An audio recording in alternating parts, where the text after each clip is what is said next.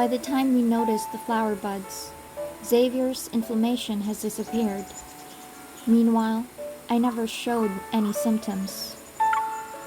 The forest breeze stirs the bell-shaped flower buds in the garden. They're seemingly transformed into wind chimes. If only these little bells sounded like actual wind chimes. We could make our own with those flower buds we pruned earlier. They weren't growing well anyway. We'll use that amber you found and some small wooden pieces, too.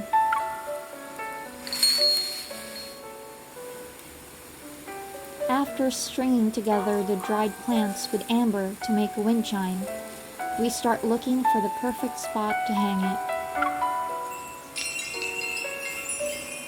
It's a shame we only have one piece of amber.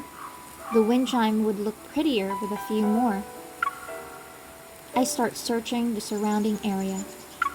There's a little bird over there hiding its snacks. I suspect it's copying your movements.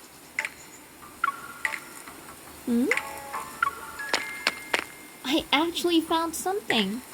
Look! I cup my hands together.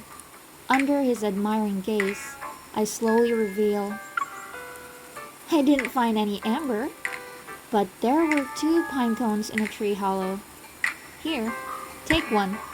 Looks like a small animal won't be eating as many snacks today. At the edge of the flower bed, there are 2 trees growing side by side, one large and one small. Since there aren't many things obstructing them, they're perfect for hanging our wind chime. As Xavier crouches down, I immediately stand on my tiptoes to grab the branch of the smaller tree. This tree is too tall, but the smaller one should work. Hey! My feet are suddenly lifted off the ground as my shoulder brushes past the tall tree's curved branch.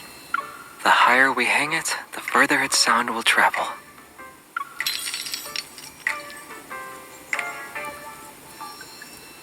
Xavier, we're not allowed to manually activate it.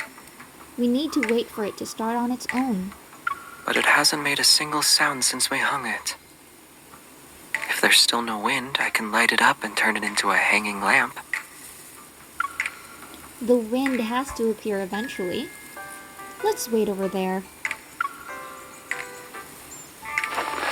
We sit under a tree across the wind chime and peel the pine cones we collected earlier. I occasionally glance up to check on our handiwork. That small tree could pass off as a branch for the bigger one if you don't look carefully. In terms of age, the small tree would only be about as old as one of the other tree's branches. Are we talking about hundreds of years? In that case, we should call it an elderly tree out of respect. Yeah, but age gaps like that are normal for trees. Xavier takes my hand as I struggle with the pine nut. He gently guides my fingers and presses them. Flowers are different.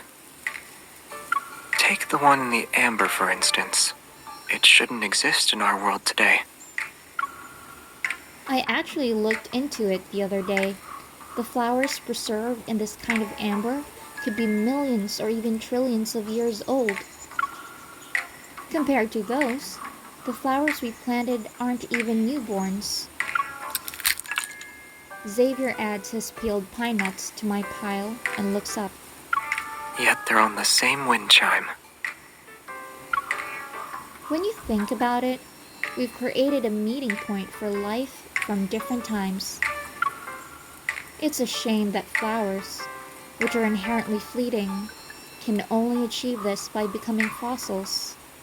At least we don't have to do that.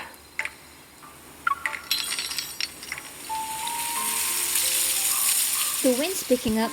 Xavier! I save a video of the wind chime dancing in the breeze to the diary in my phone. I preserved this precious moment. Getting up from under the tree, we scatter our peeled pine nuts across a clearing. Rather than be a meal for some chipmunk or bird, they might prefer growing and nurturing new life in the forest. It's possible, but they could still end up in a small animal's stomach.